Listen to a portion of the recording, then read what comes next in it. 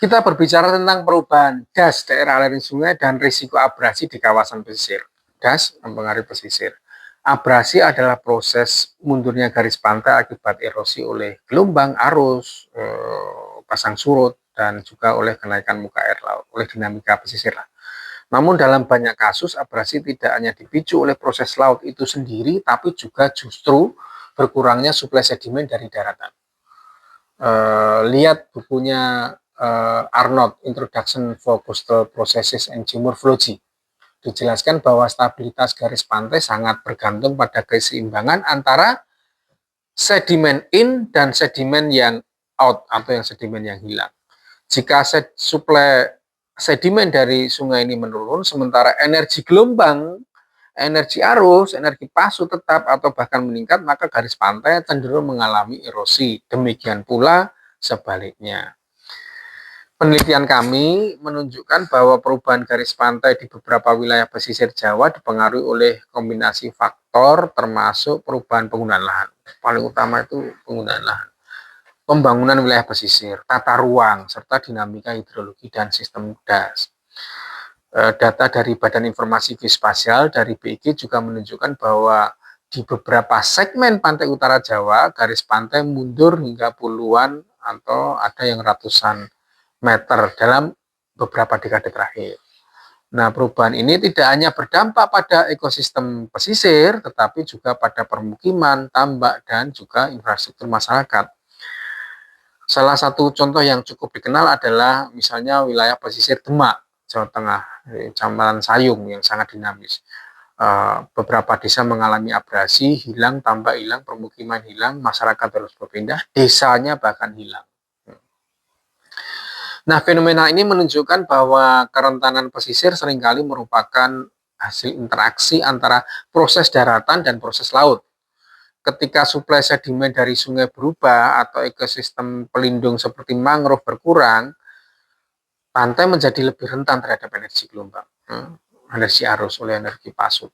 Dari pasut pasang surut. Dari perspektif pengelolaan wilayah, pelajaran penting dari kasus ini adalah bahwa upaya mengatasi abrasi tidak saja cukup dengan hanya dilakukan di garis pantai, tapi juga pengelolaan bagian hulu. Hulunya dipelihara, hulunya dilihat, hulunya ditaati, peraturan perubahan dan tata guna lahannya ditaati. Kita juga perlu melihat secara lebih komprehensif berbagai perubahan di wilayah das tersebut, karena itu mempengaruhi keseimbangan sedimen dan dinamika pesisir secara keseluruhan.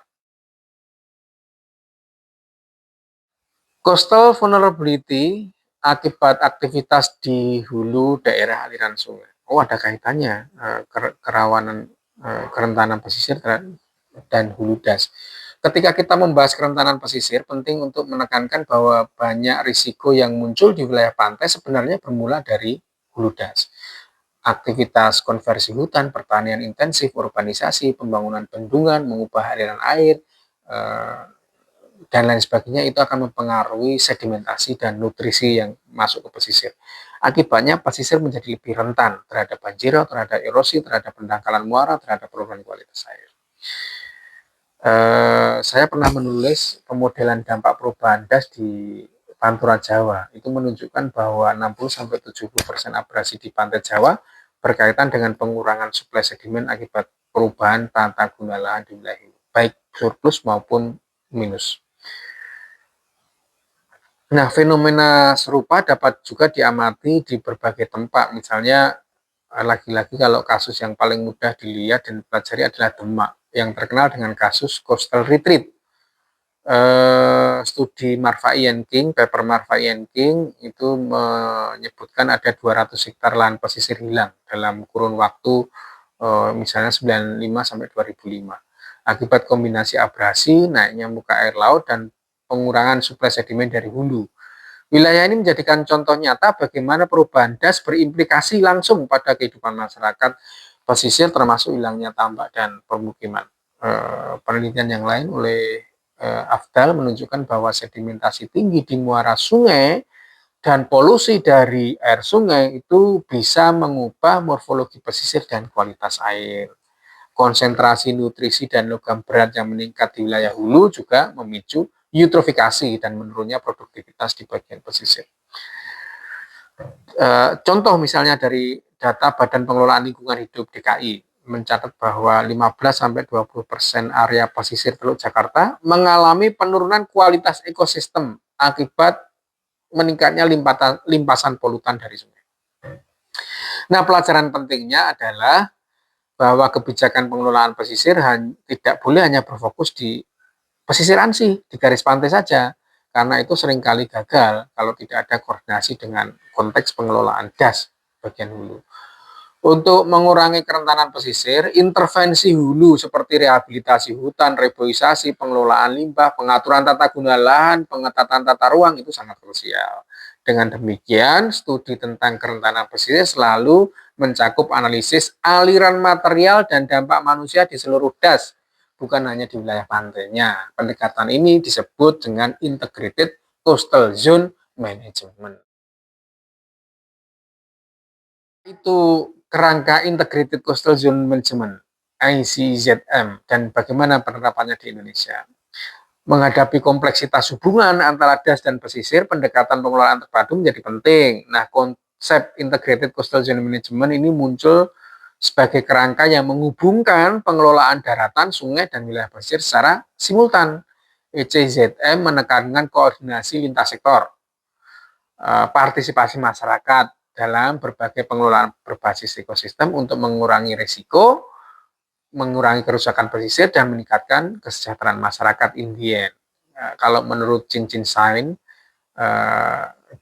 di dalam bukunya Integrated Coastal and Ocean Management, ICZM ini dirancang untuk memastikan bahwa kebijakan dan intervensi di wilayah hulu seperti pengelolaan sedimen, nutrisi, dan polutan itu selaras dengan tujuan pengelolaan pesisir di bagian hilirnya. Dengan kata lain, pengelolaan sungai dan das menjadi bagian tidak terpisahkan, namanya juga integrated, dari strategi pengelolaan pantai. Pengaturan kawasan hulu termasuk reforestasi, pengelolaan drainase itu berkontribusi pada pengurangan laju abrasi dan mendukung stabilitas garis pantai di bagian hilir. Meskipun hasilnya tidak instan karena prosesnya panjang dan lama, pendekatan berbasis sistem ini lebih efektif dibandingkan intervensi lokal yang ad hoc, yang hanya menambah tanggul misalnya atau menanam mangrove pesisir. Fine, itu penting, tapi dalam jangka panjang harus ada konstruksi yang lebih utuh. Nah, program ICZM di Teluk Jakarta misalnya sebagai contoh, ini juga menekankan pengelolaan polusi di sungai, kalau kita lihat ya di dokumennya, konservasi mangrove dan juga pemantauan sedimentasi. Integrasi pengelolaan wilayah hulu dengan wilayah pesisir itu mampu menurunkan konsentrasi nutrisi dan meningkatkan kualitas habitat pesisir. Ini hasil penelitian. Sehingga Integrated Coastal Zone Management bukan hanya tentang fisik lingkungan, tetapi mencapai aspek sosial ekonomi juga. Keberhasilannya memerlukan partisipasi masyarakat lokal, masyarakat di situ, dan dibutuhkan pengaturan zona pemanfaatan, kebijakan lintas sektor yang harmonis, misalnya dari berbagai kementerian yang terkait, ada PUPR, lingkungan hidup, kelautan, perikanan, dan lain sebagainya itu. Nah, pelajaran penting dari implementasi Integrated Coastal Zone Management di Indonesia adalah bagaimana pengelolaan pesisir yang efektif harus bersifat sistemik, sistemik dengan mempertimbangkan aliran material, mempertimbangkan aktivitas manusia di hulu, serta dinamika ekosistem laut dan pesisir. Karena tanpa pendekatan ini, upaya perlindungan pantai ya bersifat temporer, ad hoc, dan kurang berkelanjutan. Jadi ada satu sistem yang dalam jangka pendek, tapi ada satu yang dalam jangka panjang yang harus juga dilakukan.